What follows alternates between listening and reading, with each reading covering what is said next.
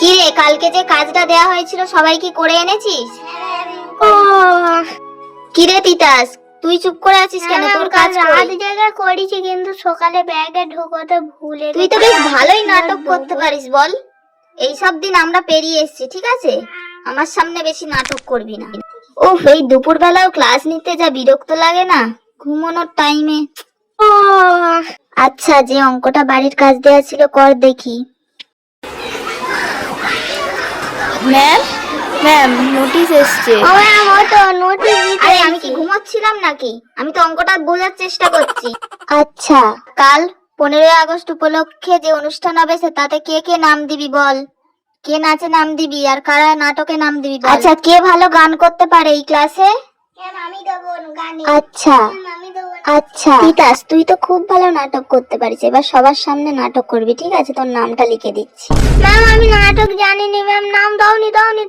চুপ, আমি যেটা বলেছি সেটাই হবে। তোর নাম লিখে দিয়েছি, ব্যাস।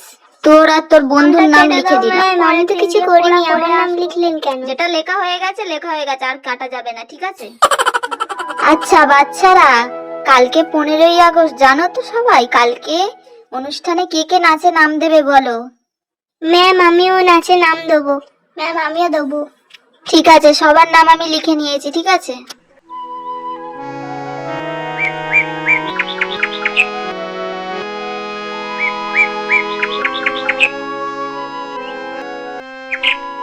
वंदे मातरम।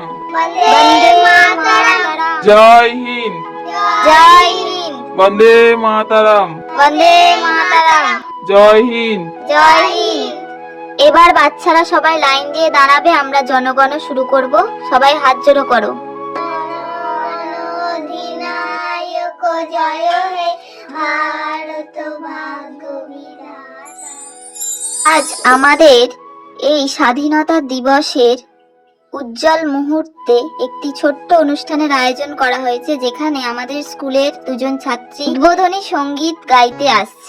মুক্তির মন্দির সপানো তলে কত প্রাণ হলো বলিদান, লেখা আছে অশ্রু জলে কত বিপ্লবী বন্ধু রক্তে রাঙা, বন্দিশালার ওই শিকল ভাঙা, কত বিপ্লবী বন্ধু রক্তে রাঙা, বন্দিশালার ওই শিকল ভাঙা।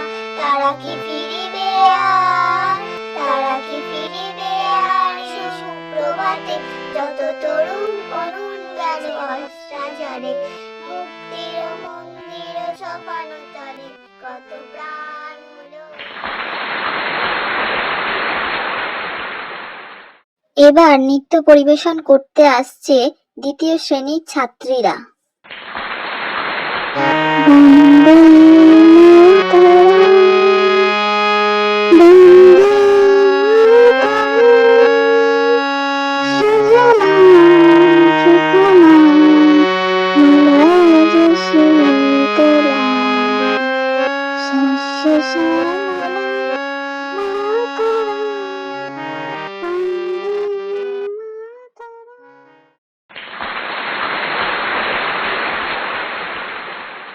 এরপর আমাদের শেষ অনুষ্ঠান, একটি ছোট্ট নাটক, যেটা করছে আমাদের ষষ্ঠ শ্রেণীর ছাত্ররা।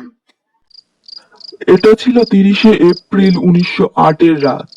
সেদিন বিপ্লবী ক্ষুদিরাম বসু ও প্রফুল্ল চাকি অত্যাচারী ব্রিটিশ ম্যাজিস্ট্রেট কিংসফোর্ডকে মারতে মুজফ্ফরপুরে তার ঘোড়ার গাড়ি লক্ষ্য করে বোমা মারে। তবে ভুলবশত সেই গাড়িতে কিংসফোর্ড ছিলেন না, ছিলেন দুজন ইংরেজ মহিলা, যারা প্রাণ হারান।